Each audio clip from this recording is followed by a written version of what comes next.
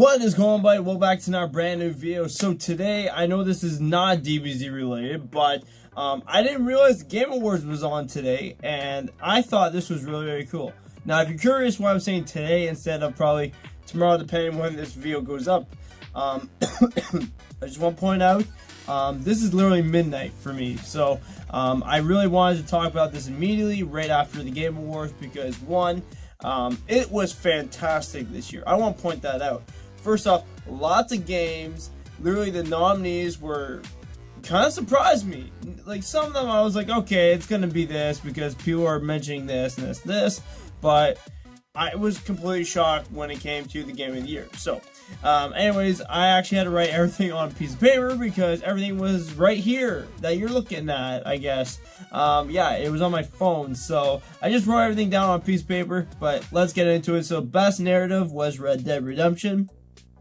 Industry icon was Greg Thomas, which they are the people that made those sports games for 2K. Best performance was Arthur Clarke from Red Dead Redemption 2, of course. Best score streak, Red Dead Redemption 2. Best audio design, Red Dead Redemption 2. You see where I'm trying to catch this on? It's Red Dead Redemption half the time. Nothing about God of War, and I've been wanting this game to win all year round, and plus also to literally tell my buddy that, hey, guess what? God of War 1, suck it, because I really want to tell him that. But anyways, best fighter game. Now this one I was really happy about, which was Dragon Ball FighterZ. Best game of the year for fighting game. That it literally even beat like Street Fighter and like all the classics that came out this year. So that's really cool. I love how FighterZ won against all of them. So best fighter racing game, which was Forza Horizon 4. Best independent game was Celeste. It's not a bad game. I've seen some gameplay for it, so I can't say too much about it. Best game direction, God of War. Best ongoing game, Fortnite. And then this is where I was really stunned. Best game of the year is God of War. Like, seriously, people, what happened when we went through this list? I read mostly Red Dead Redemption. Now, if you guys don't remember, for the past couple of years, usually stuff like this, when you would see half of the awards being usually go to the Game of the Year. I want to point that out. Usually, if there's a bunch of them, and it's nominated for all the stuff, I guess the main people for Best Game of the Year, and usually that game wins on every other category, then they usually win for Game of the Year. But but apparently God of War won, and that really shocked me, and at the same time I was really pleased about it and very happy about it. So that's really amazing. I think that's fantastic, first off, and plus I get to rub in my buddy's face too, so it's a bonus, you know, that part's a bonus. But just in general though, I think this year's been really good for nominees. I really appreciate, like, even the performances, everything you can think of. I love the live performance. We got to see for DMC, Devil May Cry. Awesome, literally awesome music. They got to play Red Dead Redemption, Smash Bros, of course. So, but anyways, let's get to the games. There's a huge freaking list here of games, and I'm really shocked personally of how many games were premiered at this place. Like, seriously, before it used to be only a couple, and now it's like there's a whole list here that I literally made. Like, it's half of my page.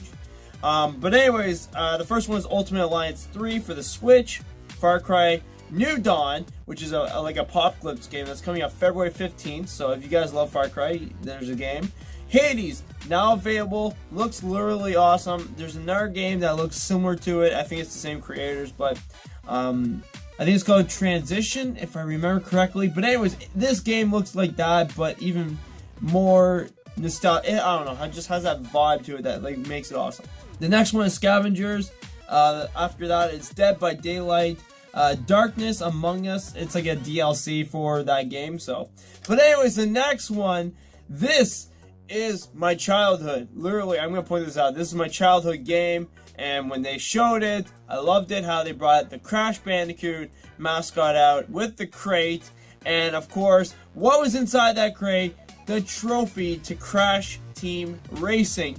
And I want to point something out. When I saw this, I freaked out. I don't know how much. I was going berserk.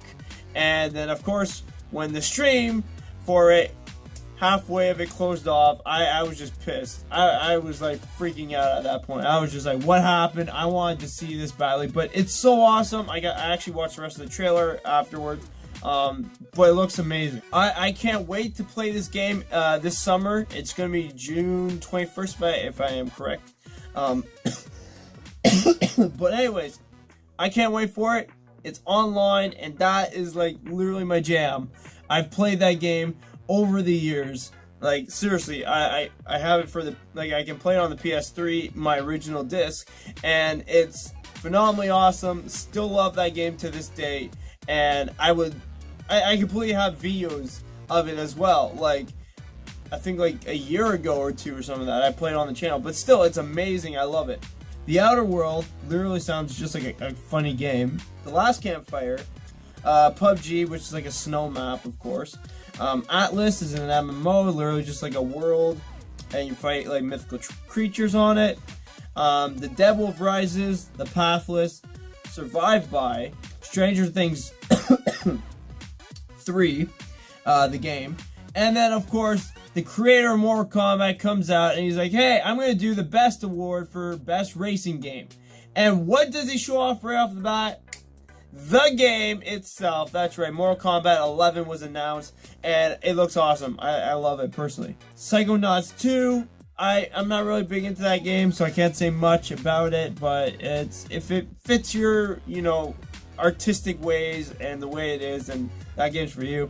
And then Persona 5, which is the first DLC pack for Smash Bros. Now, a lot of people are going to complain about the Smash Bros. DLC, so I'm not going to get into that. But really, in general, it's so big, it's so huge. It's bigger than any year we've seen for premieres at the Game Awards. And I personally love it. I love how God of War became the biggest game of the year, because that was my jam, like, for this year. I loved it. I even teared to that game. I really don't know what else to say personally. It's great. I love it personally. And if you guys love the God of War franchise as well, and you were shocked about it, or maybe anything else on this list, like maybe Fighters, you were happy that it became the best fighter game of the year, or any premieres as well, like myself, I loved it personally. But other than that, let me know down in the comment section below, what was your favorite moment out of the Game Awards? That's just my question personally. And other than that, guys, I will see you, of course, in the next videos. We'll be back to more DBZ stuff. I just wanted to do some Game Awards because I usually do this every year. But other than that, I'll see you guys later. Peace out!